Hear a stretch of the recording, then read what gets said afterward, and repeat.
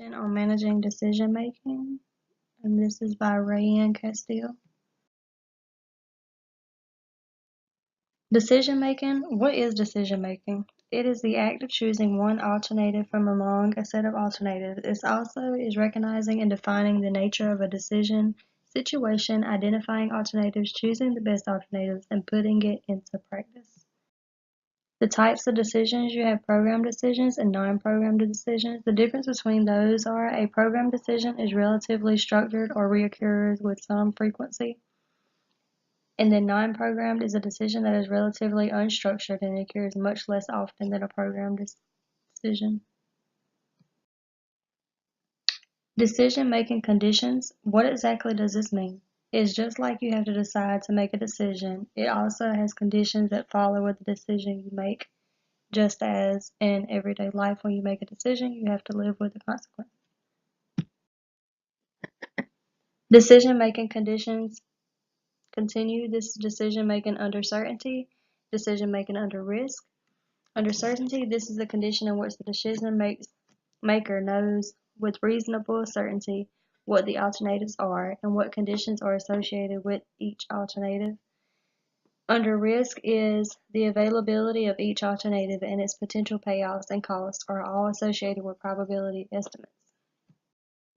Decision-making conditions under uncertainty. This is a condition in which the decision maker does not know all the alternatives, the risk associated with each, or the likely consequences of each alternative. Rational perspectives on decision-making. The classical model of decision-making and the perspective approach to decision-making that tells managers how they should make decisions. It assumes that managers are logical and rational and that decisions will be in the organization's best interest. The steps in the decision-making process are recognizing and defining the decision situation, identifying alternatives, evaluating alternatives, selecting the best alternative, implementing the chosen alternative, and following up and evaluating the results. I'll explain further in the next slides. Recognizing and defining the decision situation. Some stimulus indicates that a decision must be made.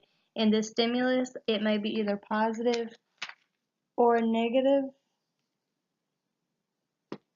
And in this, I had an example would be in a plant or either like a restaurant, the turnovers will be positive. Turnover, it may be increased by like 6%, 7%.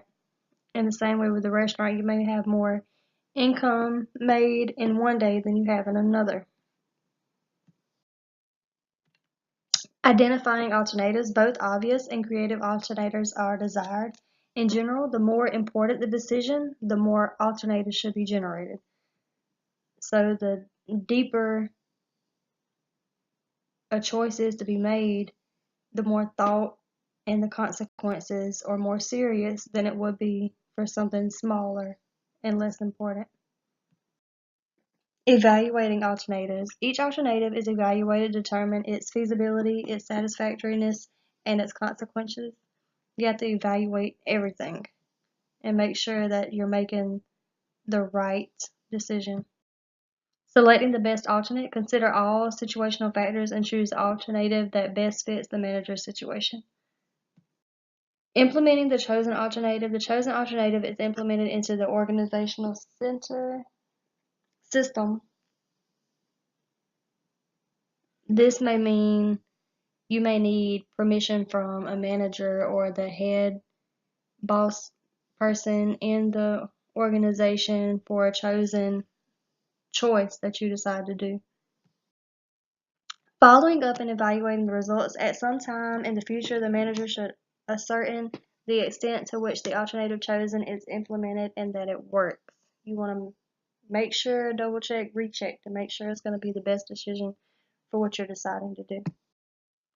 Advantages of group and team decision making. As more information and knowledge are available, more alternatives are likely to be generated, more acceptance of the final decision is likely, enhanced communication of the decision may result, and better decisions generally emerge because you have more minds and more ideas come into play from more people than as to a smaller group This would go back to the disadvantages of team decision making. The process takes longer than individual decision making, so it is costlier. Compromise decisions resulting from indecisiveness may emerge, and one person may dominate the group, and groupthink may occur. This is where one person may have a better idea and think their idea is going to run when the other person is not, and they want their idea to come forward. So then you're going to have a discussion, a disagreement, confusion, and this could be a big disadvantage for a team decision making. And I used my textbook. I also used Bing for my images, and I thank you for watching. I hope you enjoy and I hope you learned something. And again, this concludes my presentation from chapter 4. It is for Rayanne Castile, and it's managing decision making.